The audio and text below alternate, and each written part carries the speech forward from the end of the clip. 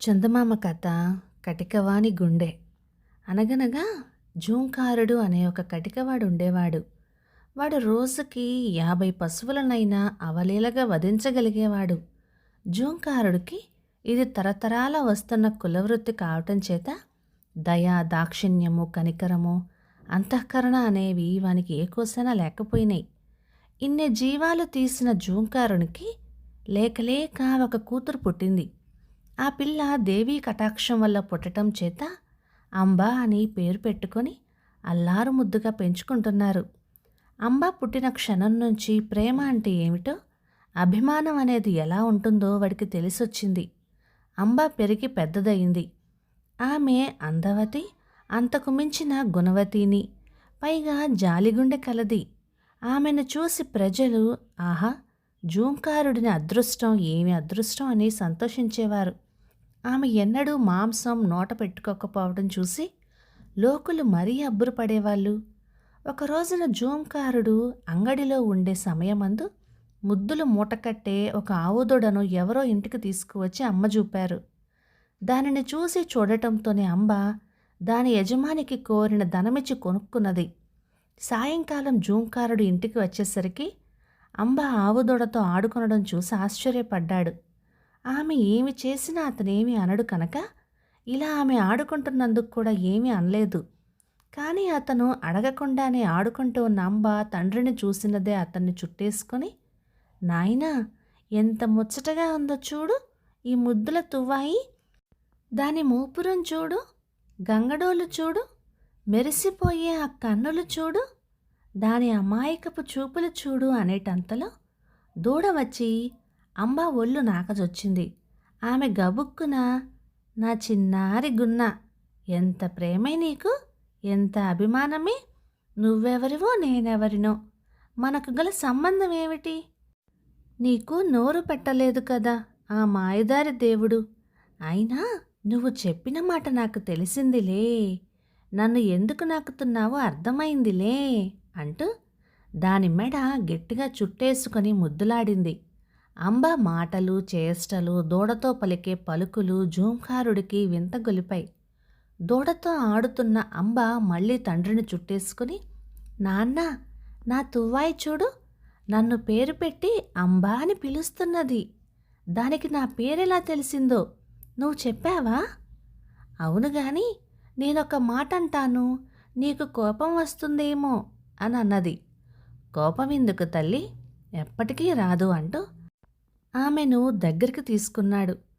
మరైతే విను, మిసమిసలాడే పశువులను, నవనవలాడే లేగలను విసుగు విరామము లేకుండా చంపి చంపి నీ చేతులు మైలపడిపోయినాయి. ఆ పాపపు చేతులతో నా తువ్వాయిని ముట్టుకొని నువ్వు తాకవద్దు, తెలిసిందా, తాకనని ఒట్టేసుకో అంటూ తండ్రి చెయ్యి తన చేతిలో వేసుకుంది.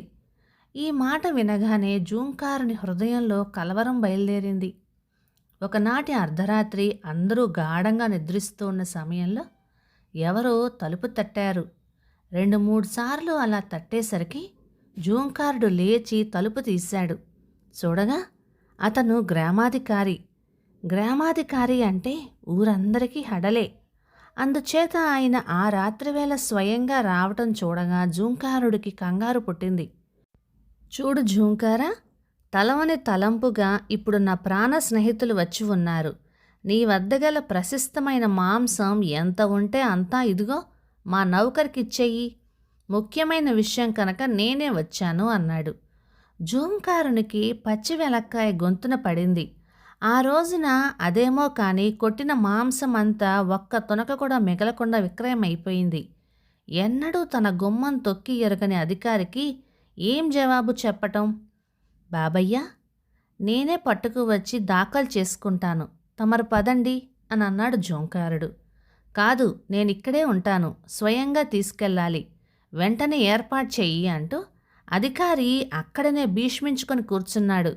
గత్యంతరం లేక జూంకారుడు అంబా పెంచే లేగను విప్పి కమేలాకు ఈడ్చుకుపోయాడు. లేగ అంబా అంబా అని జాలిగా 2 సార్లు అరిచింది. నిద్రిస్తూ ఉన్న అంబ ఉలిక్కిపడి లేచింది. తువ్వాయి కోసం చూసింది. కనపడకపోయేసరికి ఒక్క అంగలో అడ్డుదారిన పరిగెత్తుకొని కమేలా చేరుకుంది. తన మెడను కత్తుల మధ్య దూర్చింది. ఇంతలో లేగ నీడ్చుకుంటూ జూంకారుడు గబగబా వచ్చేశాడు. కత్తి ఎత్తబోయాడు. తన చిన్నారి అంబ అక్కడ కంట పడగానే కెవ్వుమని ఒక పెద్ద కేక వేసి చాపకట్టుగా పడ్డాడు. కొంతసేపటికి స్మృతి వచ్చి జూంకారుడు లేచి తన ముద్దుల కూతురిని కరకు కత్తుల నుంచి తప్పించబోయాడు. కానీ ఆ బాలిక ఎంతకో యువతలికి రాలేదు. ముందు నన్ను చంపు, తర్వాత నా తువ్వాయిని చంపుదు కానీ నువ్వు నన్ను ద్రోహం చేశావు నాన్న. ద్రోహం చేయటం జీవహింస కంటే ఎక్కువైన మహాపాపం. ముందు నన్ను చంపి తర్వాత నా తువ్వాయిని చంపు అన్నది. జూంకారుడు నిజమే అంబా, నిజమే, నువ్వు చెప్పిందంతా నిజమే అంటూ మళ్ళీ పడిపోయాడు. ఎంతసేపటికి జూంకారుడు రాకపోయేసరికి అక్కడ ఇంటి వద్ద కనిపెట్టుకుని ఉన్న గ్రామాధికారి కారాలు మిరియాలు నూరుతూ కమేలాకొచ్చేశాడు. వచ్చి చూడగా అతనికేమీ అర్థం కాలేదు. జూంకారుడు తేరుకున్న తర్వాత సంగతి సందర్భాలన్నీ వెల్లడైనాయి. లేగదూడ అంబా అని అరిచింది. అంబ లేచి వచ్చింది. దాని మెడ చుట్టేసుకుంది. జూంకారుడు అంబను లేగను కూడా చేరదీసుకున్నాడు. బాబయ్య, నేను నా వృత్తిని మానివేశాను, క్షమించండి అంటూ అధికారికి 2 చేతులా నమస్కరించాడు. అంబ త్యాగము చూసి ఆమె వాక్కులు వినేసరికల్లా అధికారికి కూడా మనస్సు మారిపోయింది. జూంకారా, నీవు నీ వృత్తి మానివేస్తే నేను మాంసాహారం మానివేస్తున్నాను. నేనే కాదు, నా మిత్రులందరి చేత మాన్పించేస్తాను.